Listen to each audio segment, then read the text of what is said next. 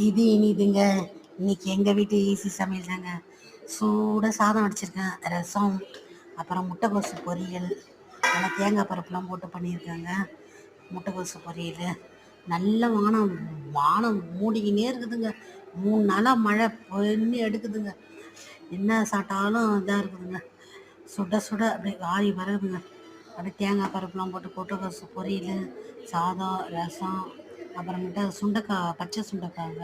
நல்லா பூண்டு வெங்காயம், சின்ன வெங்காயம் பூண்டுலாம் போட்டு நல்லா பச்சை சுண்டைக்காய் நசுக்கி போட்டு காரக்குழம்பு வச்சுக்கிறேங்க.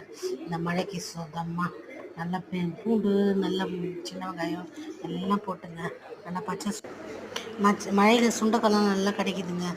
அதனால் இந்த பச்சை சுண்டைக்காய் போட்டு காரக்குழம்பு வச்சுக்கிறேங்க. அதாங்க எண்ணெய் கத்திரிக்காய் மாதிரி இருக்குங்க இந்த குழம்பு சாப்பிட்றதுக்கு. சூப்பராக இருக்குங்க. இது இட்லி தோசைக்கும் நல்லா இருக்குங்க. இந்த மழைக்கு